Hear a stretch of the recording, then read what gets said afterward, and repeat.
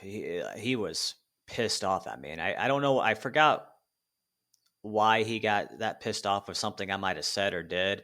I think it was because I was calling other recruiters in different areas to get in, and I was like, well, if you're going to play with me like this, I'll call someone else who will get me in.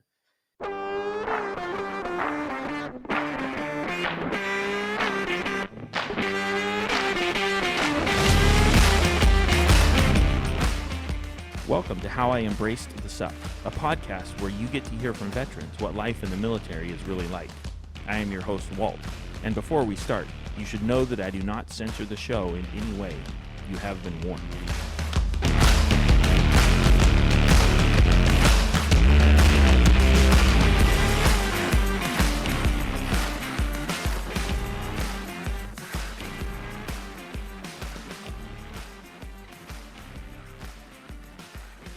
No, my uncle was a sapper. He got tabbed. Did a deployment in 2009 in Baghdad. My dad was, I think, the 1st Cavalry over there in Fort Irwin, California. One of the cavalries. Okay. I don't know much about the Army with a lot of their divisions and branches. But two of my best friends, one is a tab ranger. Another one is halfway through of getting his tab to be a full-on tab ranger. So I got a lot of Army buddies and family. And my grandpa was Air Force, and he went NOM. And my great uncle, wow. Two of my great uncles were in the Army, and they went to NOM too. So, yeah, I've noticed that seems to be really common. I should say it's not uncommon for there to be a lot of family members to have been in the military, and then there's other families where, like, no one's been in the military. Yeah, and what makes it interesting about my family, especially being Jacksons, we have been Quakers. Well, not anymore. If you know anything about Quakers, we didn't fight in wars. We didn't believe in using weapons or having weapons. And my family started the first Quaker church in Scotland around the 12 or 1300s, and we got to America in the 1650s. So we were here for the American Revolution, the War of 1812, the Civil War. Didn't fight or participate in any of those wars. We ran underground railroads before the Civil War. Right. But I would have to... I would say my grandfather and my great uncle probably one of the first two Jacksons in our bloodline to join in armed forces. But if I want to go down my cousin's routes of Andrew Jackson and Stonewall Jackson that are in my ancestry tree, they weren't Quakers. The Jacksons, so they were cousins to my direct ancestors, and they weren't Quakers. So that's why, Stonewall was a general for the Confederate, and Andrew Jackson led the War of 1812 and taking his men to New Orleans and whatnot. So, yeah. So it runs in the family, yeah. And a little, we were also able to document, and my grandpa proved it. My grandpa had a degree in genealogy. William Wallace of Scotland was a cousin to my direct Jackson ancestors. Seriously? So there's being my side of the Jacksons, there's rebellion and authority and patriotism in our family and blood. Right. Yeah, that's quite a mix. Yeah, because Quakers, they're pacifists, right? I mean, I know there's different definitions in the term or different shades. They just wanted to be left alone. That's why we came to America, because the Church of England, the Catholics over there as well, so you need to worship our God. Well, we all worship the same God, but they had their church laws. Oh, well, the church doesn't allow this, but it's like, well, that contradicts what the gospel says.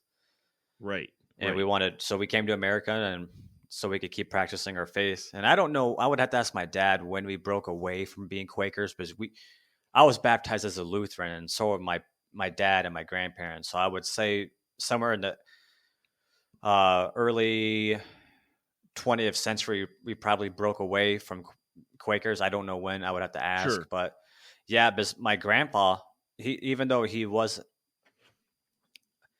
actually still practiced the basics of being a Quaker.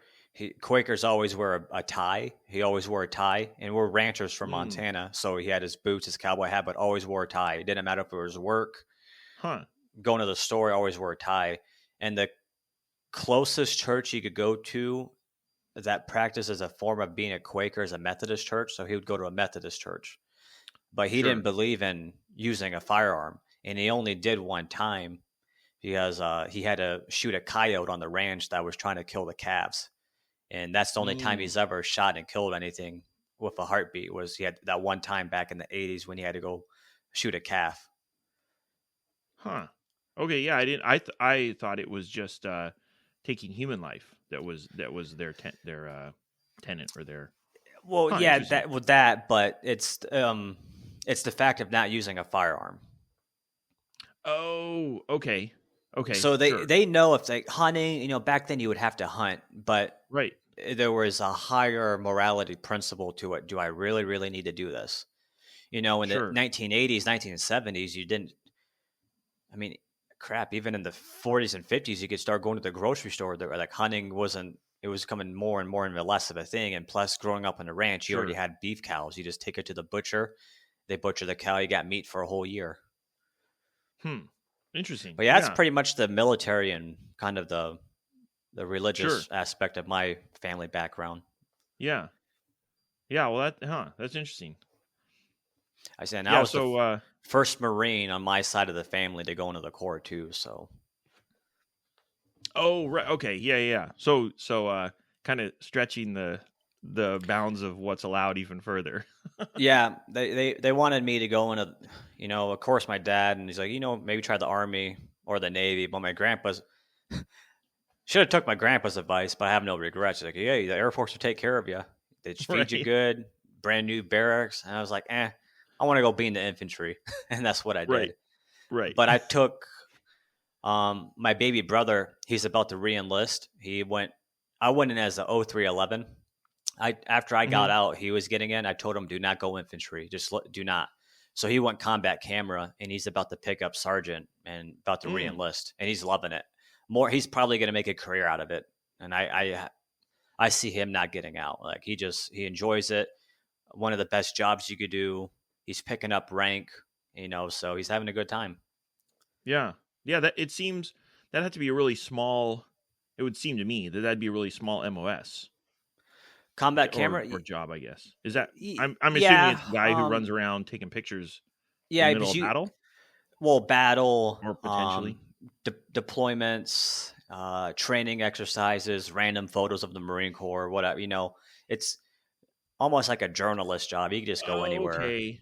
They make Sure. they make videos, but the thing is, what makes a combat camera a cool job is you could get attached to an infantry unit and not deal with their BS because you're attached to another unit, so you don't got to deal Right. with the stupid stuff what these corporals and lance corporals do. You're just there to take photos, but at the same time, if you're in a combat zone, these guys are allowed to take action with them and use their firearm. And there's a lot of combat camera Marines that have I think you guys call them cabs, and the Marine Corps we call them cars, combat action ribbons. Okay. Sure. Because I think you guys call them combat action badges. Because my uncle had In the one for army. yeah. Yeah. Yeah. Okay. Sure. So one of my staff sergeants at the recruiting center, he was a combat camera, and he had his car, and he was showing me photos of him and the unit he was attached with in Afghanistan. Just some gnarly photos and videos. Yeah, I bet. But he's Yeah. enjoying it. And the reason I told him to go combat camera, if you want to join the infantry, if anyone's listening, that is your decision. But for me, as an older brother, I said, if I want my brother to succeed in the Marine Corps, enjoy his time and not deal with the stuff I had to deal with, do something else. And that's what he did. There's a lot of, I want anyone to join the Marine Corps. If you want to join the infantry, like I said, go right ahead. But I think there's a lot of BS going on at the lower level that needs to be addressed and fixed and changed. And there are going to be so many issues with infantry guys getting out, kicked out, or having medical problems, or just some trouble and issues because of the debauchery that goes on in the infantry level. Right. Huh. Yeah. Yeah. Well, today we've got MJ, a former Marine, as you've heard, and it's gonna be fun. Oh, I appreciate it, man. So, yeah, thanks for Now, coming. how'd you find my Twitter? Did I follow you, or did you just see one of my viral tweets go? I think I just saw one of your tweets, something Okay. about being in the military or whatnot, and I just messaged. Yeah, so. I'm pretty active. Yeah, Okay. I've had it since May of 2021, and it's growing every day. I'm blessed of it. Yeah. I'm going to be able to use that as my advantage when I finish school to be a professor. That I could push my work on there and Oh, people can sure. see it. Yeah. Sure. Yeah. And the backlog too. It's not just like, oh, hey, here I am today, but I've been doing this, for. Oh yeah. I Yep. have some history in history, so to speak. Oh yeah. Huh. Yeah. So what you what was kind of the process around you joining up?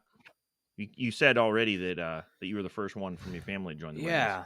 What was why do you choose them, and just because you wanted to be infantry, or? I was a unruly punk teenager. Okay. But I barely made it through high school, and it's just I'm not going to make it through college, and I don't want to work at these factories in Northwest Ohio and 5 a.m. to 3 o'clock Monday through Friday. And I'm not knocking that. If anyone wants to do that, that is your choice. My stepdad's a hard worker. My mom's a supervisor now. My brother's a supervisor with a college degree working at a trucking company. I have no problem if, we need jobs, we need money, that's, yeah. But for me, it's just like, no, I need a purpose in my life. And when I was a sophomore, I said I made the decision. It's like, I'm going in the Marine Corps. I like what they stand for. I want to be a Marine. I want to prove myself and have pride and show my family that I could do something I put my mind to, just because of some of the troubles I was in. Not like major trouble, but just some personal stuff and whatnot, and just dealing with other things. But when I was getting recruited out of the local recruiting center, the first recruiter screwed me over hard. So I had to go out of state to get recruited, and they got me in. And the issue was, me and my father got into an incident when I was 14.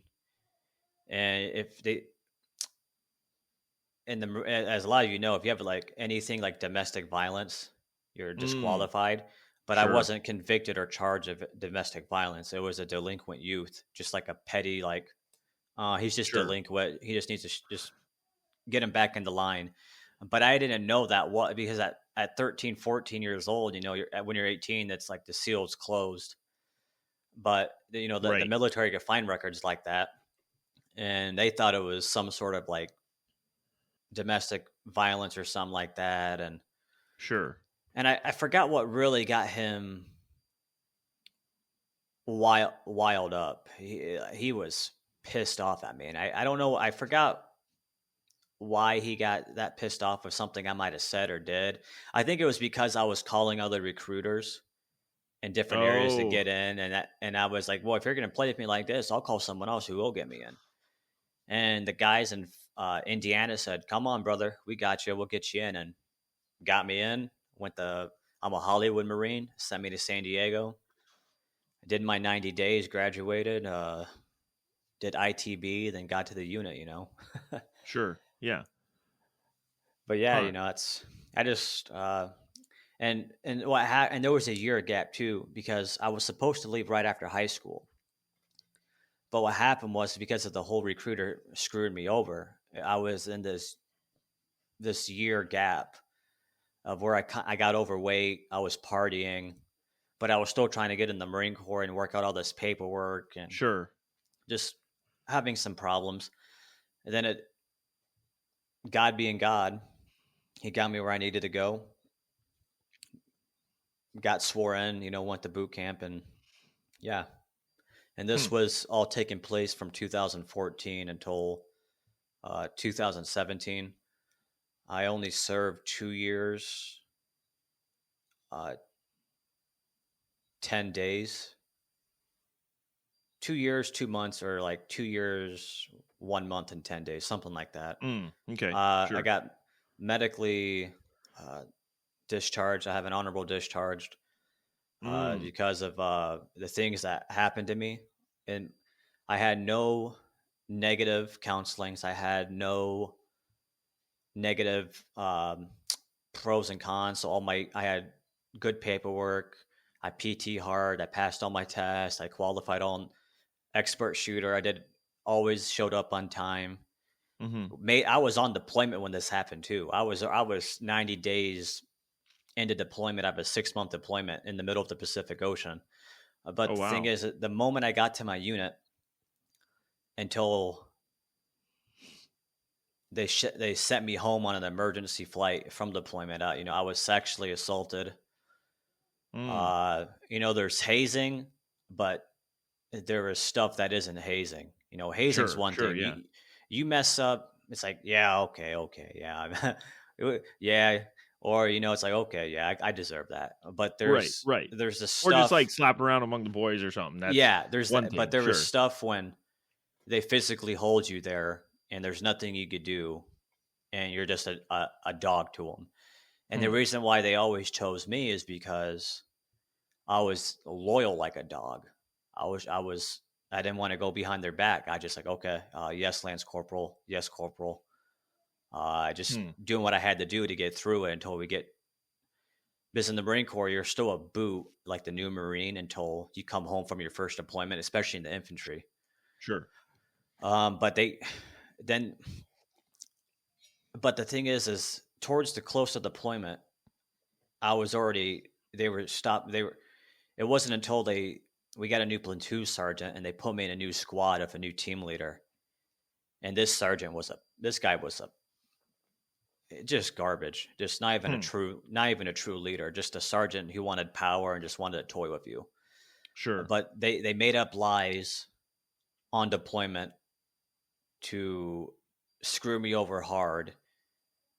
What happened was we were on post, and one of my corporals was like, I had to. Okay, yeah. So there was a SAL on post. Never knew there was a SAL on post. One of my squad members wakes me up. I wake up, I'm dressed, I'm doing my post. He never told me they had the SAL on post. I thought the SAL was with the person that was belonging to him. They never told me there was no. And then they told me to wake up everyone at 06 a.m. Wake us up. I'm like, okay. So they never told me there was a SAL on post. I'm up. I'm standing my watch. I start waking people up, and one of the corporals like, Jackson, where's the SAL at? I'm like, what are you talking about? So they tried screwing me over, saying that I left my post and I could have got these guys killed. Sure. So sure. It was things and you're like, I that. never signed for it. I don't know what you're talking about. Yeah, and that's the thing. If you're not going to tell me, it's like, how am I supposed to know? Because they had it in this, like, we're in the middle of Australia. There's grass like this high. I didn't even see it. Sure. And I'm an honest guy. If I messed up, I will tell you messed up. Is there was times where it's like, here's a big thing I almost did. So I had 2 shots of tequila. I wasn't even tipsy, but I understand. One of my squad leaders at the time's like, Jackson, drive me to the bar. I'm like, okay. And one of my other guys, like, he had 2 shots of tequila. He's like, what? You trying to get me killed? I'm like, no. So I got messed up for that. But I mean, I understood. It's like, okay, well, yeah, I had 2 shots of tequila. We're on a Marine base and not really smart, but sure.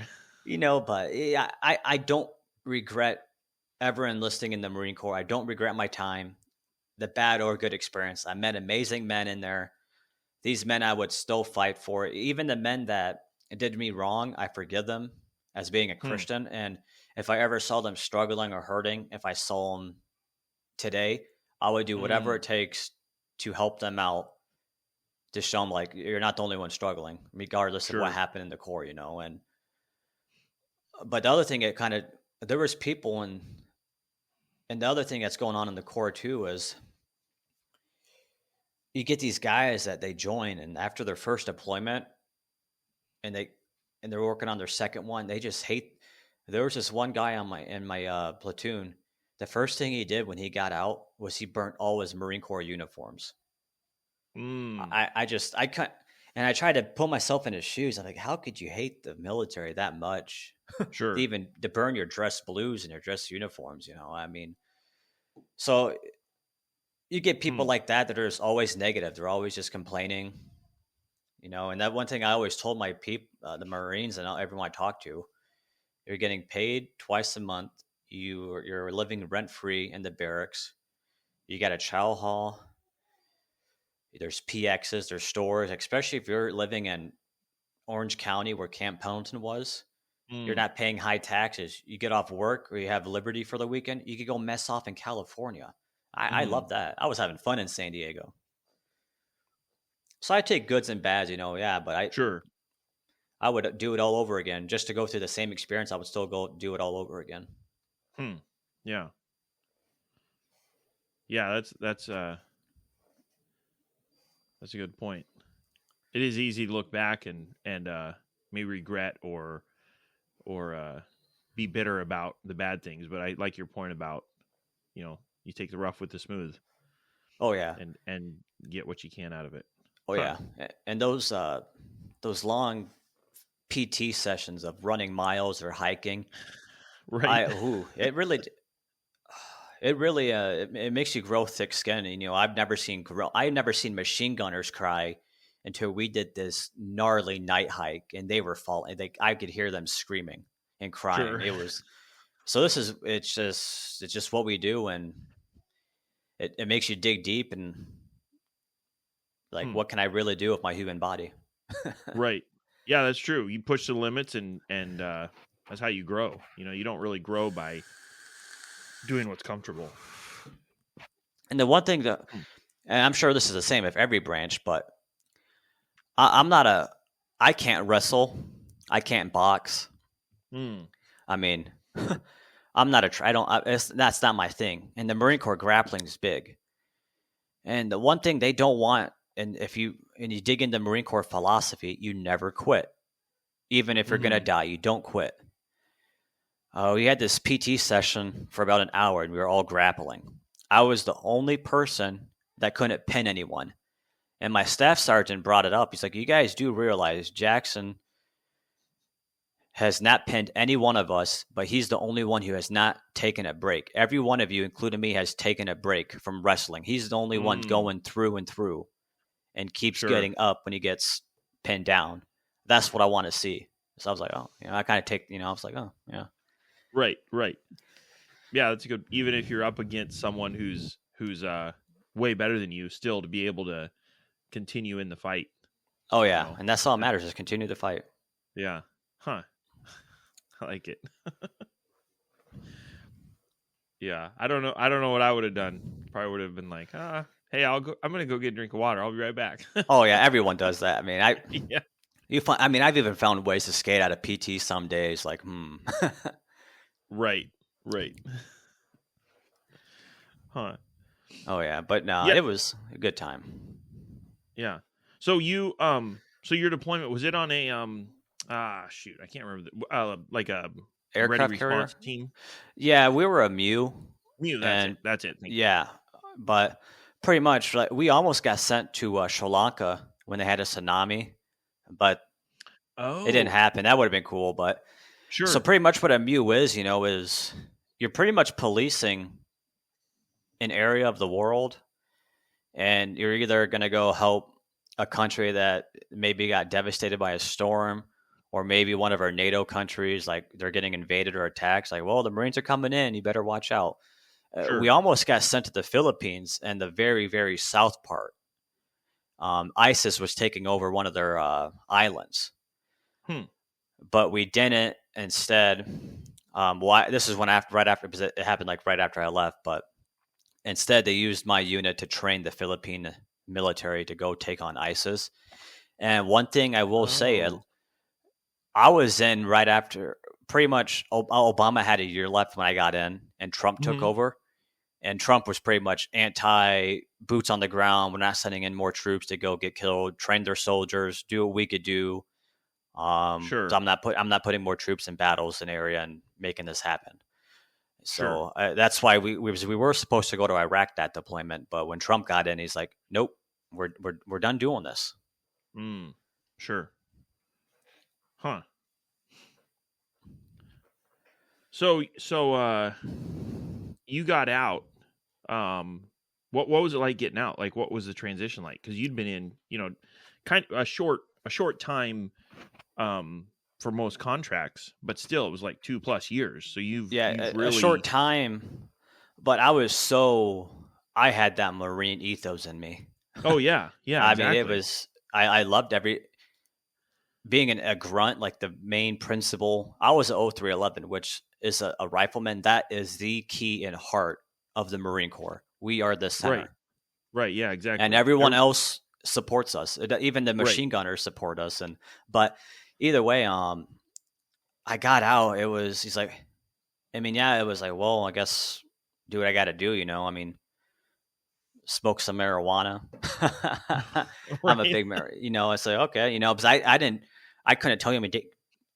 I knew so many people that got kicked out for using drugs in the military. It's like you couldn't wait your 4 years or when you got out for something.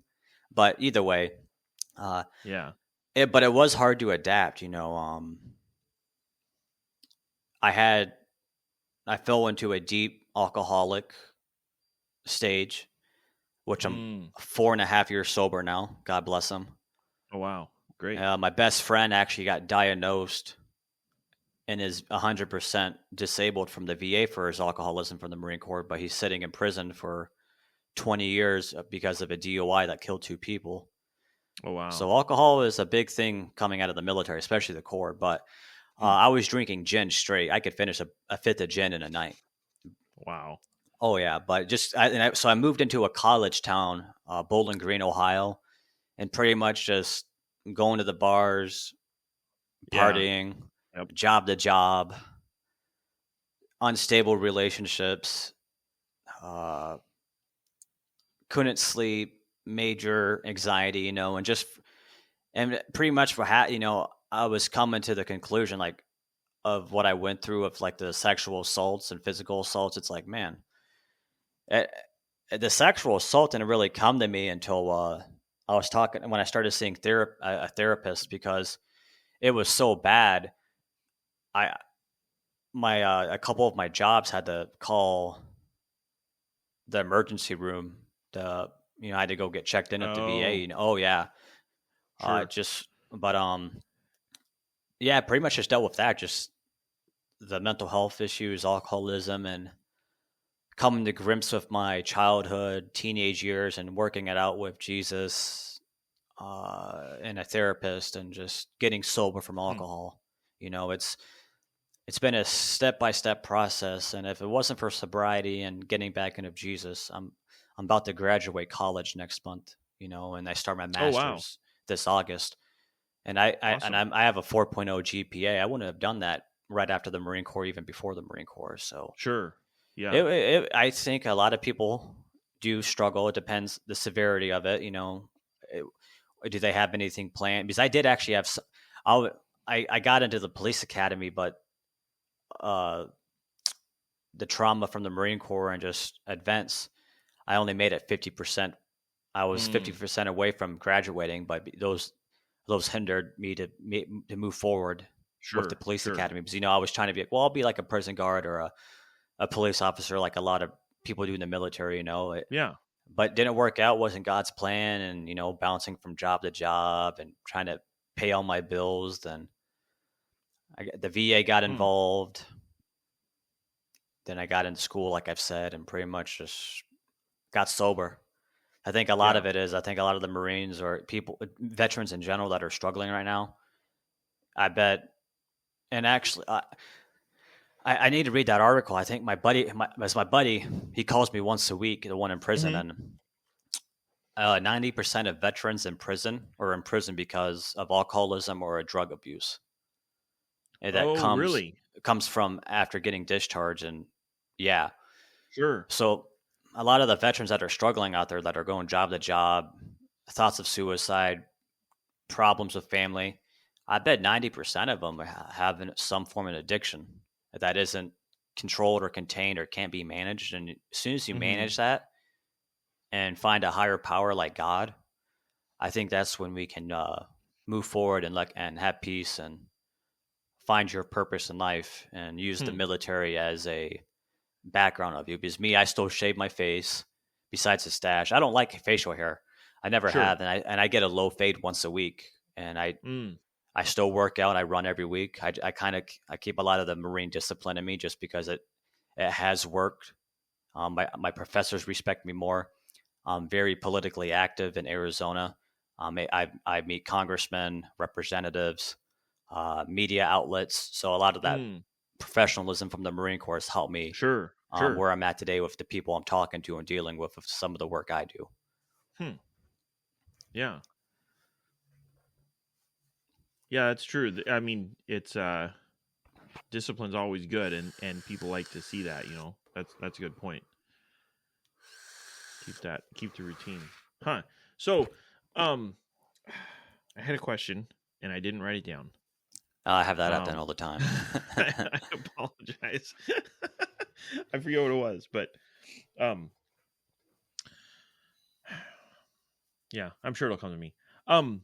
Yeah, no. So you were talking about how how 90% of vets in prison are often because of drugs or alcohol. It really, and that's kind of what I was curious about you too, is how so often, and this isn't strictly the case with the military. It can be other jobs too, but often people find value. They value themselves based on what they do, and in the military, like the uniform or whatever. So as guys get out, especially because the military is such a not inclusive, but like everything's provided for you your whole life. It's possible to live your whole life and just associate with military people. So when you get out and you lose, not all probably, but most of those associations, and then you're not wearing the uniform every day, I think a lot of guys really struggle to find value in themselves after that. Does that make sense? Yes. You think that's true, or is? I agree with that. That's why I think that's a lot of people in the military try to go be like a guard or a police officer, because for me, being a police officer is like discipline, structure, law and order. Got to keep that uniform press. When I was in the academy, my belt was straight, my boots were polished every morning. I had no crinkles in my shirts. I was always there on time. I made sure I gave effort. It's little things like that. But the thing is, we could take those. What word am I looking for? We could take those, what we learned in our service with the discipline and the pride in uniform, and we could do it in everyday life. Let's say you want to be a teacher or a businessman or whatever. Wear a shirt and tie. Make sure they're always dry clean. Crinkle them out. Wear a Marine Corps pin. Keep your house clean. Keep your car. If you walk in my house, you'd be like, this guy was definitely in the service. I'm a very clean person. My car, everything's organized. It's little things, that put you together. It don't matter what job you're at. Even if you're working at you're mining coal. I'm here at this time. I pack my lunch this way. When my boss talks to me, yes sir, no sir, little things like that. Yeah. That's I think that speaks a lot to the training from the military that the military gives. Oh yeah. The uniformity of it, and then how a lot of guys, not everybody, I guess, but a lot of guys carry it right through. After they get out, it's still a big part of their lives, just how they carry themselves. And here's a funny story. So my first sergeant, I was standing next to him. I loved my first sergeant, and he knew me by my first name. He was talking about this story. He's like, I went home on leave for 2 weeks. I said, I'm going to grow my beard out for the first week. And this guy was a drill instructor. I mean, full one. You guys call them tops in the Army. first sergeants are a different breed, but especially if they come from the drill field, he's like, I grew my beard out. I couldn't stand it. I was disgusted with myself. So I put myself in my dress blues. I shaved my face. I measured everything. I put myself in position of attention, and I was observing myself and make sure everything was right. I was like, "Phew, that's a lifer." Right. That's and people that come from the drill field, Army, Marine Corps, they are a different breed because they are by the book to the standard. Every little thing, your Sure. socks, your shoelaces, how you PT, how you form up. But that's how the Corps and the Army functions because of people in the drill field when they come back to take leadership. They're a discipline. They're made for discipline. Yeah. Sure. Just like a field unit, they're going to be really focused on tactics and capabilities and whatnot. Yeah, A you're pretty much unit. your infantry units. Yeah. Yeah. That's why that's why in the Marine Corps, when you go to an infantry unit regiment area, you see kind of, we roll our sleeves up. So you kind of see like loose sleeves, or boot blouses are on the bottom of our boot pretty much. It's like, nah, but there will be times where we will clean it up because like first, there's stuff, there's a parade going on or whatnot. But other than that, we're out in the field and we're doing grunt stuff. Yeah, you can adjust the regulations to fit reality a little bit. Yeah. Yep. Yeah. Oh yeah. But it was a good time. And then General Patton comes on and yells at you for not having your helmet strap on. Like, oh yeah, come on, yeah, man. Yeah, that's for sure. Oh yeah, Mattis was still in the Marine Corps. I think my first year in, then he became Trump's Secretary of Defense. Oh, okay. yeah. Actually, yeah, he came. But I was in. But General Neller, the commandant when I was in, he came onto our ship on deployment because we had a major accident that broke national news. Our Osprey top-size, and it killed 3 of our Marines. So he came on. Yeah, it was. Yeah, it was. That was supposed to be. My platoon was supposed to go on that one, but they always switch times and everything. Sure. And that's why we had to do the helo dunker. That's wild. You got to get certified in the helo dunker where they flip it. Right. You got to unbuckle and get out. Put you in a tank of water, don't they? Yeah, and then when that happened, it's like, well, I'm glad I got certified in that because that's reality. Yeah. That's tough. And I saw one of the bodies just white as a ghost, man. Just because it took them like a week to find the bodies. Really? Yeah, it was. And they were still strapped in their seat. Yeah, a lieutenant, a PFC, and a lance corporal. God bless their souls, And that's tough. My mom was freaking out because our family and friends saw the news that day, and we couldn't call home for a week because they got to figure everything out first. All the phones were cut off on ship, so you don't know what's going on, man. Sure, and she just knew it was Marines. She didn't know who. Yeah, it was your ship. Yeah. Yep. That'd be tough. But at the same time, you don't want to like announce the names, but you wouldn't want some family member to find out that it was their son on TV. Yeah, and the respectful thing that they always send. If a tip for parents, if you never get a phone call from a higher ranking officer in the military or 2 people knocking on your door, your son and daughter's fine. Sure. No parent wants it. As soon as you hear that knock or see that knock on the door, I couldn't even imagine. But as long as you don't get that call or there's 2 people knocking on your door, just keep praying and doing what you got to do. Wow. Yeah. So you mentioned you got out, but your brother stayed in. What's you said you had some observations on retention and recruitment. Yeah. Even when I was getting in. So when I went in, it was weird. We were in this split of transitioning from this old Corps style to this new technology style of the Corps. And okay. And a lot of this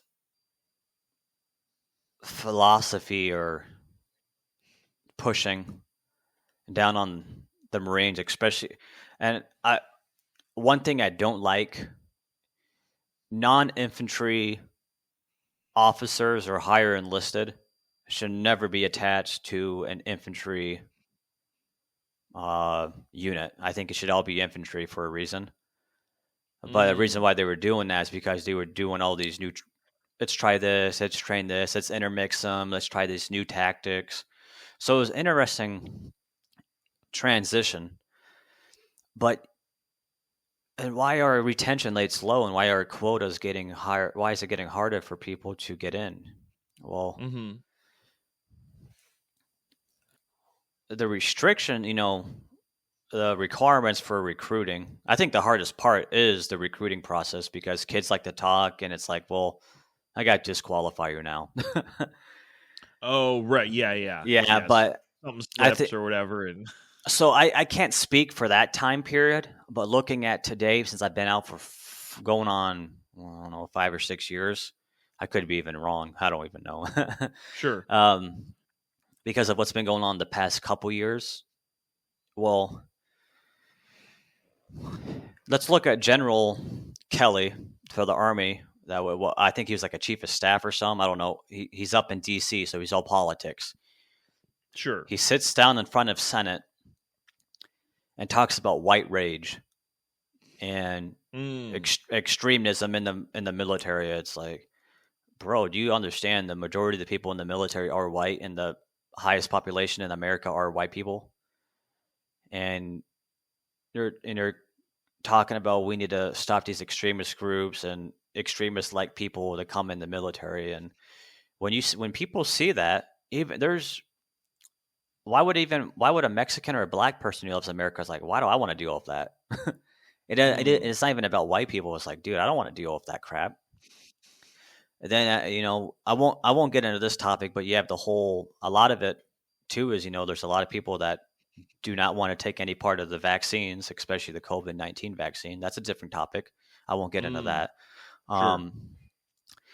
But then you have these officers being taught in these universities and military schools where they're pushing this Marxist philosophy.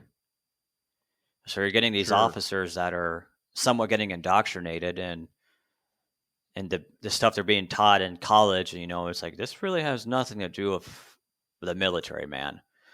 My thing is, for these people that are targeting these extremist people, or like no extremism is allowed, or people that are like super pro-white or whatever, they can't be in the military.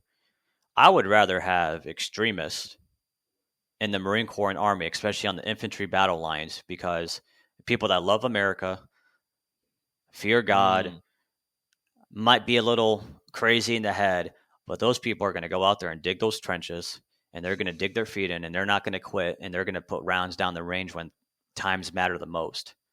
Right. So you're taking out some of the most gnarliest people that can handle this form of job, and that will get the job done right, and people that love this country.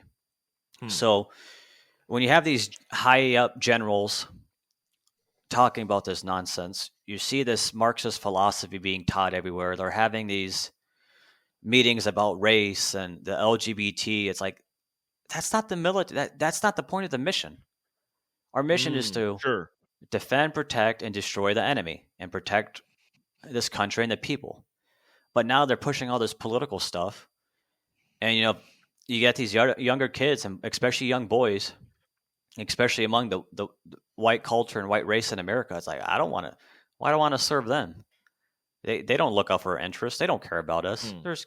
And the other thing is I'm not going to the whole Ukraine-Russia thing.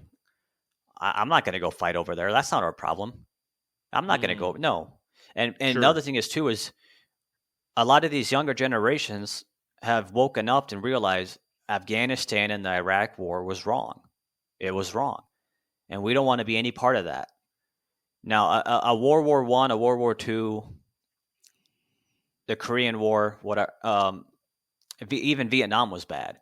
Like, you have those wars like 1, 2, and some small battles. Like, yeah, we can understand that. We want to serve the country. That's what we want to do. But these small battles like Vietnam, Iraq, Afghanistan, Syria, Somalia, And the younger generation, especially if all the veterans from Iraq and Afghanistan that have kids now, says it wasn't worth it. We had no business being there. Like my uncle said, we should have never been in Iraq. That place killed my friends. I saw horrors that should have never even happened over there. And so you got kids now looking at that. It's like, I'm not going to go fight for a country that doesn't, like, there's no reason to fight those people. Like, they're not doing any harm to us. So there's a lot of aspects, and people listening, you could take it or believe it. This is what I've been observing, what people I've talked to, the veterans I've spoken to, the younger generation. There's a lot of stuff adding into one giant pot. Leadership, this neo-Marxist philosophy in the military, targeting extremism. That I want the strongest men ever to get in. Then I also believe that there are men out there too that don't want to be in the infantry with an opposite sex. I have no problem women joining the military. I want them to join, but I think there should be segregation from women should not be allowed in any combat position, because there's actually been studies, and one of them was done in 2014-15, where they did a study. It was on CBS. I watched it when I was like 18 years old. They did they observed and tested them. One group was all men. One was mixed with men and women. The group of all men finished with less errors, and none of them were hurt, and they got the jump done in the right amount of time. The one of women in their mix, their time was slowed down. They had to do more because of the women, and some of the women got hurt during the process of the studying this research group. So and when I was in the infantry, my sister battalion, 2-4, I was with 3-5, 2-4. They had one of the first females come in, and it messed their whole unit up. Like, there was things they couldn't say anymore. They couldn't do this. Then they also made their platoon officer. She was a first lieutenant. It was the first woman infantry platoon officer or platoon commander. My bad.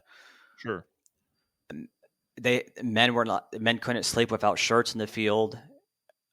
They couldn't talk certain ways anymore, and that just takes out the whole military purpose of being men in the military. So it's that does impact and damages the main mission of men trying to go to war and fight. It's there's no purpose of it. Yeah, because that go ahead. Their reason is, well, it's discrimination if she doesn't get that job. It's like, no, first, we know you guys pushed her through because it was been proven. And second, it's actually discriminating against all the men because she's the only woman there. Now you're discriminating against 38 men in platoon that have to watch what they say, watch what they do, and they got to be more fearful to worry about one woman when all they should be worrying about is protecting one of the brother next to them and keep putting rounds down range. Sure. And it's, as you commenting, it's there's an observable difference, and it could be argued that the difference is valuable or the cost is worth it, but instead they're just ignoring the difference. They're not saying, oh, well, here's why it's changing things, and here's why that's good. They're just ignoring the fact that it's affecting, the function of the platoon and how it deals with the mission. Yeah. Me being a Christian and just believing in God in general, and being a man, is men lead men. Women can lead women. Men can lead men and women. I'm not going to follow a woman. I'm not going to let a woman lead me. Have I had women counselors before? Yeah, but that's not a leader. That's totally different. And it's not like I respect women, it's just men. There's a reason why you look at broken households when there's no father there. Why boys retaliate and have issues. Not saying that's every one of them, but it's a high percentage. It's how we're built and how a man's mind works. Yeah, that's a factor for sure. But no, I mean, that's pretty much what I see the problem with why there's low retention rates and people are not re-enlisting, and they just keep changing the military. And I couldn't tell you how many good guys I saw get screwed over because of changing tattoo policies or um, this guy was a great sergeant. He did everything he did, but it's like, yeah, we're not going to let you re-enlist, man. We're going to get someone else, Mm, We're just going to push you out. And people just don't want to deal with that. They're sure. kicking out these men that could be great leaders and keep these military branches thriving. But there's a Mm-hmm. different agenda going on from these political icons, people being pushed out of universities. And it's like, okay, well, you're just making us weaker. Hmm. Yeah, and it's not, again, it's not acknowledged. I don't know if they're how much of a concern it is. Addressing the retention problem. I'm sure Oh, somebody's yeah. Well, dealing with it. one of my classes is political administration, and I follow the Marine Corps Commandant, which is General Berger, a reconnaissance Marine, badass dude. I read in his Mm, history. Well, if you're a commandant of the Marine Corps, but he came from the infantry field, yeah, right. woo. But Hmm. he gets out in July. There'll be a new commandant, but he's finding solutions to have people re-enlist or have previous members that were in the Corps to get in easier than before if they want to come back in. And one of the Oh, things, okay. and he did mention the COVID vaccine, and that's one of the biggest reasons why it's hurting the most. If people want to go in and get the COVID, hey, that's your choice. If people don't want to join because of that, and it's hurting more numbers, then I think the Department of Defense and these branches need to readdress and look at what's more important, getting more people in and fixing these issues so we can have the numbers we need, or keep going this route and then you're going to pull a draft and you Mm, might do this draft, but there's going to be a lot of people that are going to retaliate and they're not going to go in. sure. Sure. Huh. Yeah, You want to that make the military, you want to make it where these people want to join and that they have their backs. And the biggest problem too is you get in and these people don't have your backs. They will screw you, throw you over the bus quicker than anything. sure. And that's that loyalty factor. Hmm. Hmm. Yeah. Yeah, and loyalty is valuable, but if that's the only thing that's keeping somebody in, then it kind of uh Hmm. reflects on the service. They Oh should maybe yeah. do a little more to. Well, then they get these guys. If you re-enlist, we'll promote you to corporal or sergeant. Mm, It's like, well, if I go to pick it up right now, why would I? So they right. just play little things like that. It's and Sure. but you still get people that re-enlist.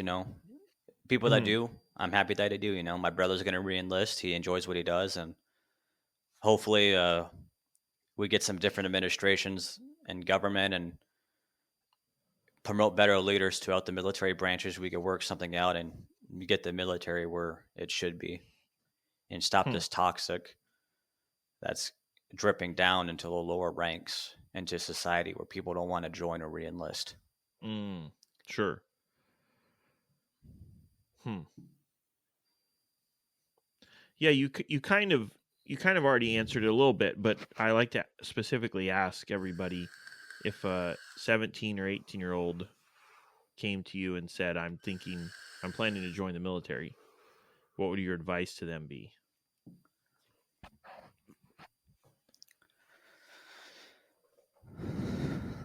I mean, I think I actually did have someone.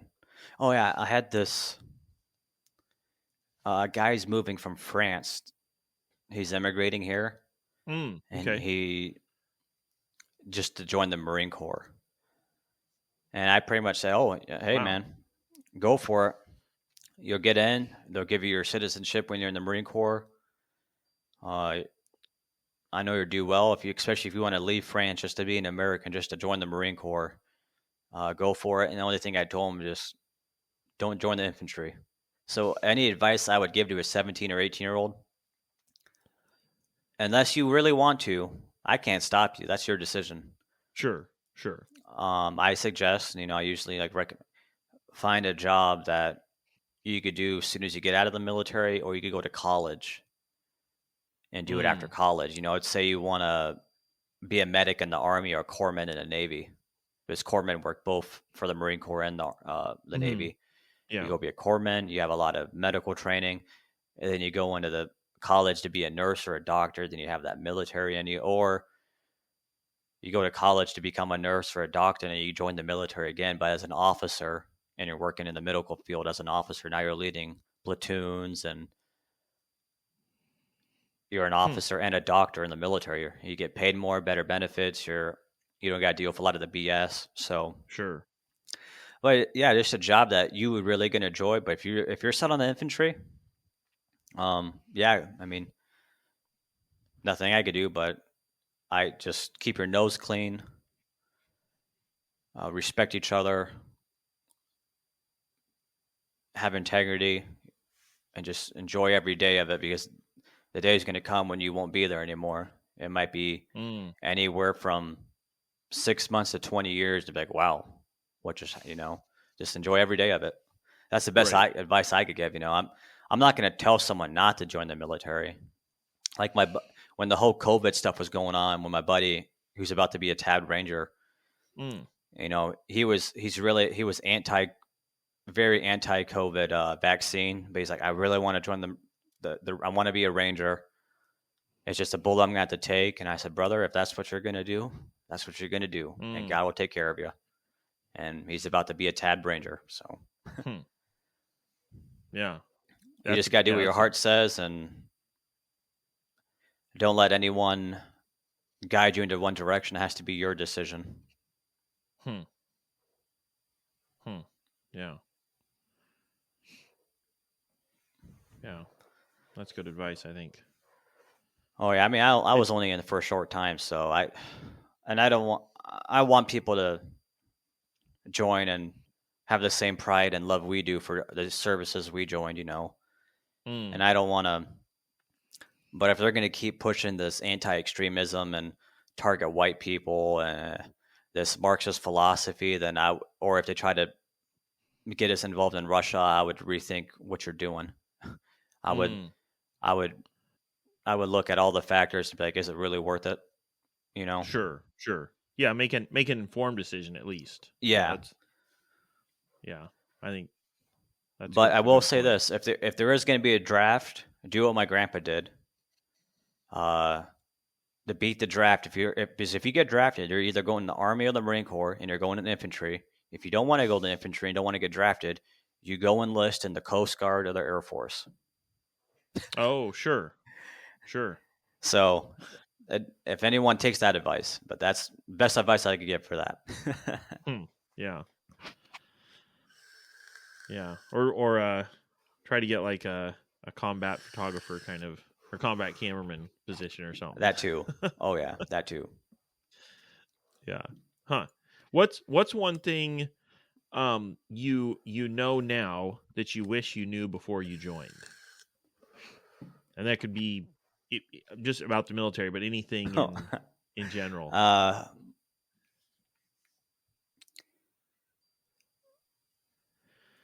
One thing I know now that say that one more time. What's something you that you know now about the military that you wish you knew before you joined? Something like the Air Force serves better food or something like that. To be honest with you, man, I really never thought about this question, but there's nothing. As I said earlier to you, I would do the whole thing over again, going through that same BS, just to be in the infantry and serving in the Marine Corps. Yeah. Because there's really, I never really thought about it this way. I've never really. I was raised around a military family. I was always passionate about military history and talking to people in the military. I really can't give you a straight answer about that, to be honest with you. Sure. And it's a great question, but I've never really thought about that, because for me, it's I went day by day. It is what it is, and I don't have any regrets. And there's great question. I can't. I have no honest answer for you. No, that's great. Yeah. Huh. Okay. Yeah, so military history, what's like you were interested before you joined and then through your service, and now you're taking courses on it. Is that correct? Yeah, well, I mean, that whole course is like on military history in general, but I mean, I'm in my bachelor is in government, but my master's will be in history. Oh, But okay. I've taken other history classes in college though, where it talks about military conflict, and I've read books, and one thing about the Marine Corps, we're devoted to Marine Corps history about battles and names, Smedley Oh, Butler, sure. Chesty Puller, John Basilone, General Mattis, all kinds of Marines and history, Iwo Jima, World War One with Bella Wood. So, Sure. yeah, no, and All those names and dates that you have to rattle off in basic training. yeah. Or boot camp. But even when I was a kid, my dad was a big history buff. He had books on military, always watching history stuff, videos that just about conflicts, the war movies. And even when I was a kid, I used to dress up like I was in the military and act like I was a soldier when I was playing outside. So it was kind of right, of course, yeah. Little things like that, Yeah. But a part of being a government major, especially the route I'm going to be a political philosopher and historian, government factor type of professor. Sure. A lot of major political movements had some sort of military form mixed in it, or they used military tactics to take over their regime or country. You look at the Soviet Union with the Russian Revolution, and the reason why a lot of that was going on is because the Tsar, before the Soviet Union took over, sent millions, thousands of millions, like I don't know, to the Eastern Front, and just got slaughtered by the Germans. And they had no production in factories to give these guys more ammo, tanks. They just got in it, and that was part of a lot of it had to do with the Russian Revolution coming, why they didn't want to be part of this war. But then you look at the Soviet Union and how strong they got. I mean, look the Cold War between us and the Soviet Union in the 80s when Reagan was president. Sure. But then you look at these small Asian countries throughout history where they've had military coups to have a military type authoritarian regime. So it's little things like that. It's like interesting, You get these high military generals and they take out their own president just to have full control and be a dictator or whatever. Yeah. Or like you mentioned, the Cold War, even though technically it ended without a shot being fired, there were still massive military forces involved. Oh yeah. There was no war, but there was still the threat of it, like, and the power there in the hands of the leaders of the countries. Oh yeah. Military factors has been playing in our history since the age of our existence. You could go back to the Romans, the Greeks, the Persians, Israel, when King David, King Saul, King Solomon were all kings of Israel. When you read through, the military has always been a factor throughout our existence. Sure. Yeah. Yeah, and it does often. Go ahead. Oh yeah, growing. What are men gonna do until time started changing with better technology and having less and less wars? Majority of men throughout centuries, if you weren't farming and weren't a hobo, you were in the military. Simple as that. Especially if you weren't in an elite class of you're some son of a king or a senator or whatever country, you were in the military. You were a basic grunt. That was your life. Or you were a farmer. Yeah. Interesting. Oh yeah. Times seem to have changed a little bit because I don't know. I mean, I guess essentially it's kind of the same, but there does seem to be, I don't know, maybe just more fluff in life now. More options. Yeah. No, I think we live in, even though it may seem chaotic to some people out there, but we're in more peace than we were 100 years ago. You Sure. know, countries are being invaded or this is going on, these small conflicts, but it's not as bad as it was 100 to 1,000 years ago. We have modern day medicine. Countries are protected. I think more countries now, what they're doing is they're isolating more, but they do show military force just to have some sort of power. But a lot of them just isolate because they want to be some sort of dictator regime, or they just want nothing to do with what's going on in the world. You look at the Arab Springs, where Dubai is. That all those people over there are like millionaires, and we're like, we're not going to help you guys. We're living in peace. We have all this money. We're doing what we got to do. Then you got countries like North Korea. Yeah, they're showing off military force, but they isolate themselves. It's like, yeah, we're going to test these nukes, but leave us alone. Then you have NATO. NATO just needs to be kinked. This is just always looking for something to get involved in, man. It's Sure. But yeah, sure. no, it's I just enjoy government and history. It's kind of my niche. It's something that God wanted me to get into. Yeah. It's intriguing just to see, like you're saying, like history, like how things are different, but also things repeat themselves. There's the saying, and I know you know this, but history repeats itself. And and I think a better phrasing, a more accurate one that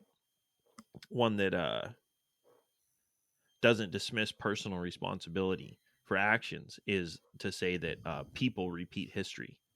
Yep. Because if you say history repeats itself, there's no agency there. It's like it just somehow things happen, and you know how it goes. But if you say people repeat history, then there's a personal responsibility there, and a reminder that we can repeat the good things from history, and if we repeat the bad things from history, then there's responsibility. It's our responsibility. Something to avoid. I mean, you can look at that, and if you read the entire Old Testament of Israel falling so many times because of evil kings, but giving itself to God with kings asking for wisdom and doing the right in the eyes of God, exactly what you said, or you go into the Greek or the Roman history where they had centuries of peace and they were doing right, and centuries of dictatorship and invading other countries and killing their own people and living a ungodly life. Exactly what you said. Those books all over. You don't even need books anymore. You can just, a lot of what I have learned is just going on YouTube. I'll just go on YouTube and watch an hour-long documentary. It's like, oh, that's pretty cool. Sure. But the explosion of information. I know you can see, but the people won't. But I mean, that's just one of my bookshelves, So. Right. I've started to sort my books based on what I have and haven't read, and what the ones that I haven't read are just getting more and more books. I'm not transferring many over. I was doing that too. So what I did, I just I'm done buying books, but I'll put books on my wish list. Which isn't many. Oh, sure. I'm pretty much just I'm disciplining myself. No, I need to read a lot of these books that I bought. A lot of these have a lot of information that goes with what I'm studying. Then as soon as I read all of them and do what I got to do, then I'll start looking at other books. So yeah. I tell myself that also. But I often come home from the Goodwill or something with several books. You find some good books at Goodwill. Good. I love shop. I think people. I donate a lot, so I'll either just drop stuff off at Goodwill. I'm also I represent my church for a pregnancy center. So we for women that are thinking about abortion or don't know what they got to do because they have the father's just gone or they're young, whatever. But so we donate clothes and formula to this place. But I love Goodwill. I think people should go there often. I found this all leather laptop bag. I'm like, $10. I'm copping it. But I found good books at Goodwill. I mean, a lot of my dress clothes are from Goodwill because I wear a lot of ties. It's like, man, I could just go to Goodwill, take it to the dry cleaner, make it look brand new. Get out of here! I won't buy Right. this for $40. Right. And that's probably You just the can't. Marine talking to me because we like handy downs. Yeah, you're used to it. Yeah. You're always fighting the war with the weapons from two wars ago. Oh yeah. Oh yeah. Oh. No, but a lot of knowledge out there. I think that's the best thing we could do is ask for more wisdom and more knowledge and learn from our mistakes and learn from others. Yeah. Yeah. What's a couple good books that you just really enjoyed and would recommend? I'm curious. Plato's Republic. It's Oh. an interesting one. Okay. Sure. Might be controversial to maybe some of your audience, but I'm almost done with this. Rainbow Savior. It's written by a Lutheran pastor about how we need to love our LGBT community and not be judgmental, but bring Christ back into their life and allow them to come to our churches. Get them to repent because we are sinners too. But that's a different topic. But I read Christian books like that. I got my Bible here. I got this thick book, all written by Woodrow Wilson, the most educated president of all time. He's the one who started the administration state in America. I got books on George Washington, Thomas Jefferson. I got Aristotle. I got Robert F. Kennedy Jr., the son of Robert Kennedy, JFK's nephew. Yeah, okay, sure. Then I got Lenin's own books. I got a book on Hitler's revolution with his social program. I read a lot, man. A lot of it's history, philosophy, government type books, and Christian books. But that's right. What I enjoy and what I'm studying to get. Right. I even have the book American Democracy by that French author Alex. I can't start. His last name starts with de Tocqueville or something like that. Yeah, that's yeah. I haven't even tapped into that yet. And I've had it for like 3 years. I don't think I own a copy. I've heard of it. I've just never, and I've seen quotes from it and stuff, but I don't think I've ever actually read it. Yeah, I even have is it Freeman?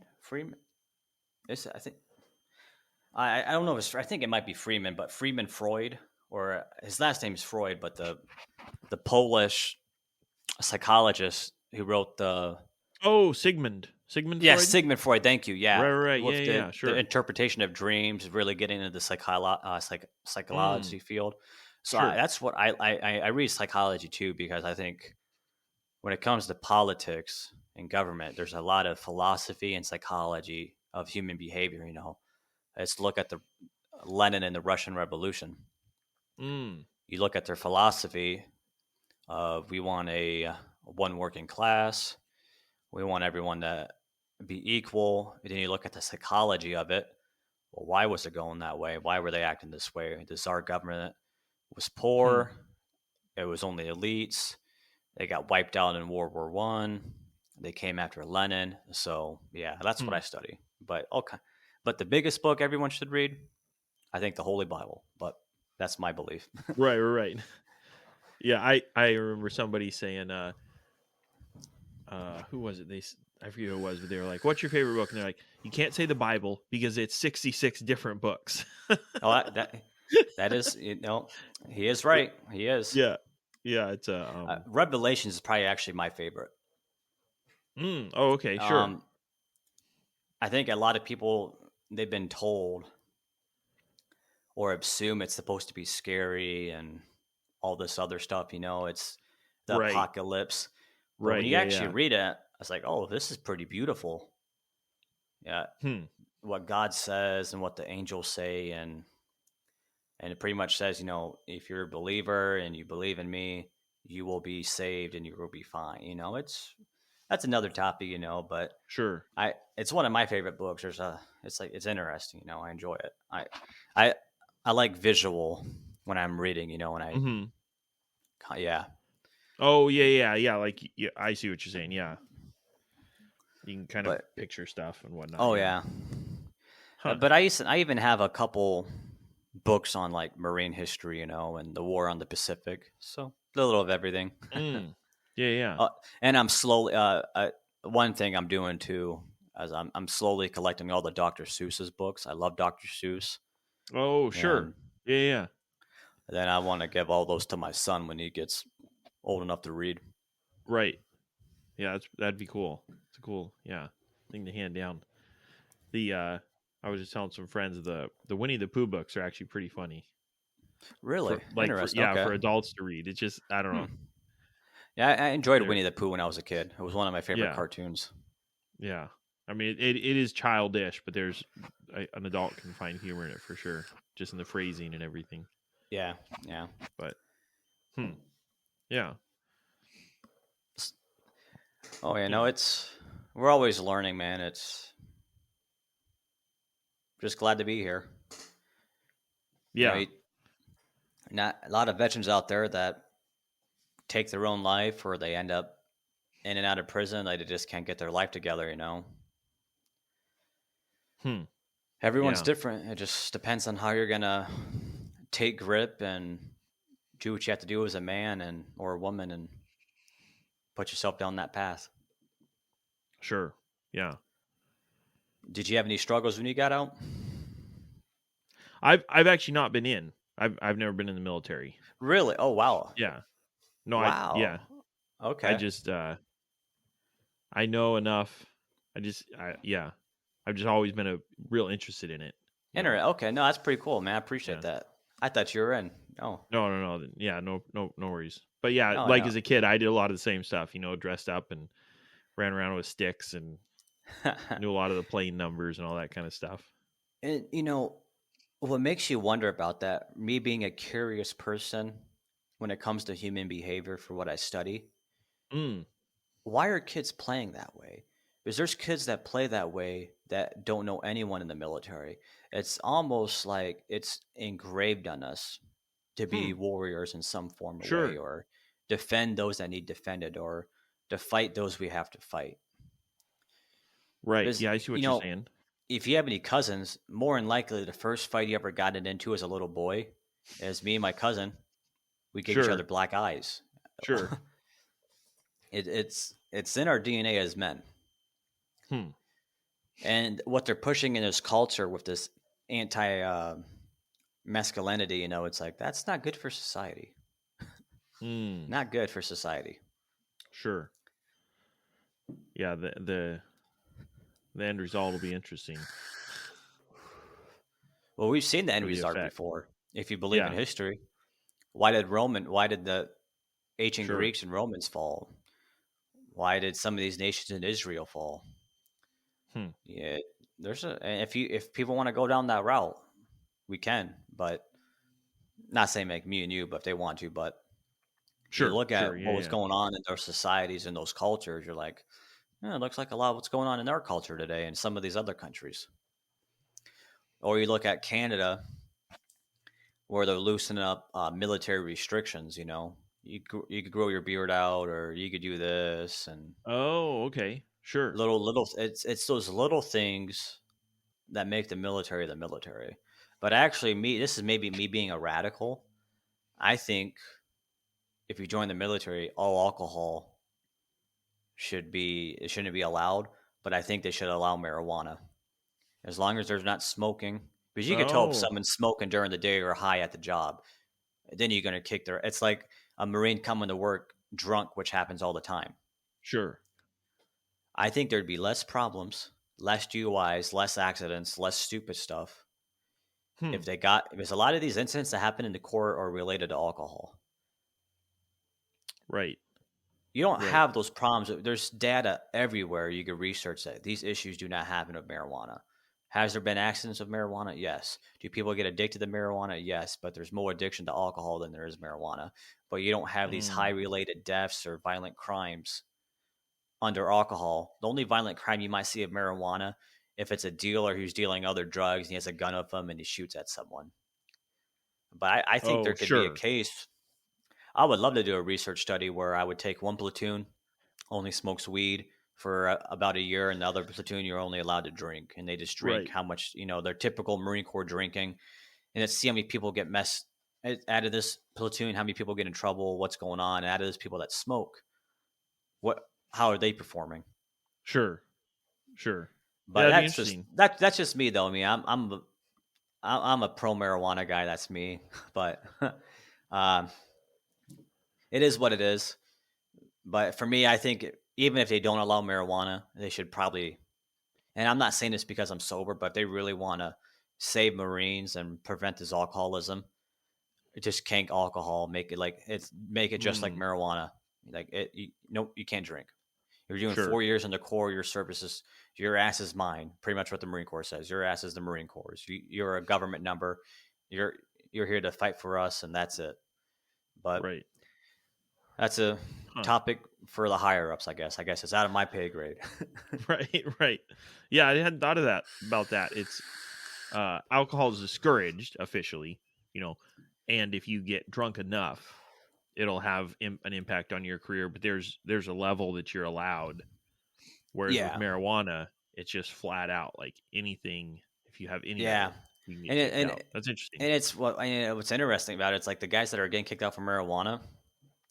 They go smoke it on a Friday after a long week in the field, and a random piss test happens. It's like, oh, you're getting kicked out. But these guys PT hard. They're leading great Marines. They're not doing stupid stuff during the week. It's like, sure.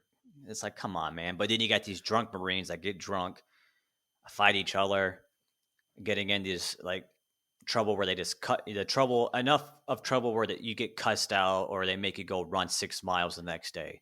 Sure. Yeah. But a dude who smokes a joint has no issues. See ya, man.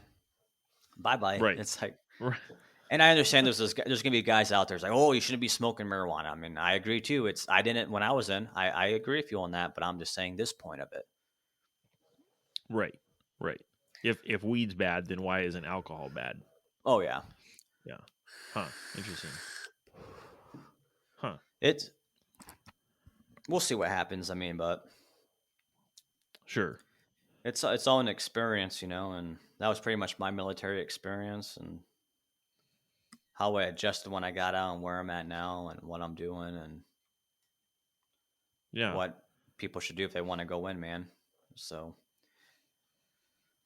that's pretty cool. It changed your life, man. It can make you better, or you can make it worse on yourself. And the people that do make it worse, it's because of you did it to yourself. Not saying that there's a few cases where some people got, they definitely got screwed over, man. And that there are cases like that, but very often. Yeah. Any questions you expected to me to ask that I didn't, or any questions you wish I had asked, I guess? No. Let me see. No, we pretty much. I'm looking at your questionnaire. Oh yeah. We pretty much went all over that and a lot more. Yeah. I just appreciate you having me on, and glad you found me on Twitter.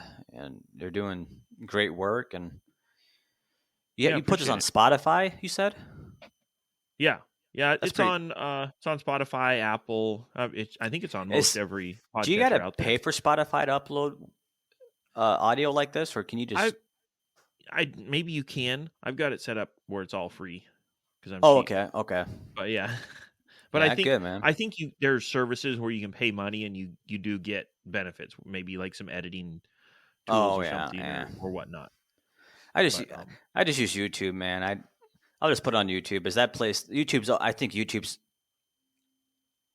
even though Rumble's growing, I think YouTube's still going to be one of those competitors that it just ain't going down. Yeah, I mean it's so big. I mean everybody uses it. I remember when the phrase "Google it" was becoming a thing, right? Mm-hmm. And now to watch something on YouTube is a term almost. It's like, where else do you go to watch long form videos? Well, Google bought out YouTube, so my Google account is connected to Oh, YouTube, sure. and there's movies and TV series on there now. I just type in the name and I could get whatever movie or TV series you could think of. I get it right on there. It's either free or I pay for it or I buy it. Sure. You can rent it So through I the just deal. Yeah. yeah, I just do that, and then I just add it. I'll usually, if I like it, I'll usually buy it, and then I can add up to my movies list in case maybe one day I just want to go watch it again. Sure. And Yeah. I was still old enough when I was born in '96, but a lot of these major technology changes, you started seeing them in the '90s, but not really until like the early 2000s. When I was a kid, we were still watching VHS, and then the DVDs came out, Right. and it wasn't until like 2008, 2009 when streaming services like Netflix became an app, or after. Right. So instead of just something you order in the mail. I remember my mom got the first iPod, and I thought that was the craziest thing. I was like, wow, this is an iPod. This thing is cool. And now I was like, I could get that on my my Galaxy. Right. Yeah. iPods are so old. Yeah. Oh yeah. No, I think if we use technology for the right ways, I enjoy technology. It's like, look what we're doing right now. Sure. I don't have to, back in the 90s or 80s, you had to dial into the radio show and hope it stays connected. And right. now we're just face to face through technology. And yeah, it's crazy, up, man. It's crazy. There are disadvantages. I mean, obviously, social media and all this. Oh stuff, yeah, there's disadvantages to it. But I appreciate that, seeing the benefits, the good side to things, and not just throwing out the baby with the bathwater. Oh yeah, and you always address the bad things or get them fixed, whatever has to be fixed. But sure, yeah, you just got to do what we got to do as humans. Yeah. Did you want to plug anything or say that one more time? Did you want to promote anything you got going on or? Oh, no, I appreciate that. No, if you just want to follow me, and if you're interested in like politics, history, culture, Christian perspective, just follow any one of my main platforms on Twitter, Instagram, YouTube, the JFK Report. I'm a big JFK fan. And yeah, if you're just interested in that, just give me a follow, and that's all the support I need. I appreciate it. Yeah.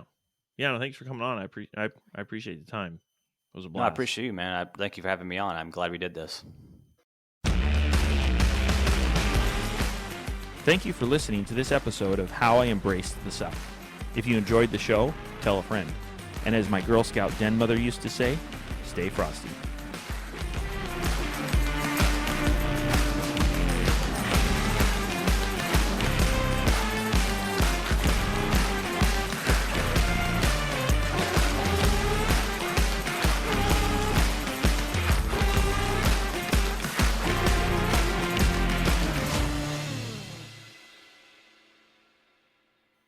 What their eyes and what they saw, it's like, whoa.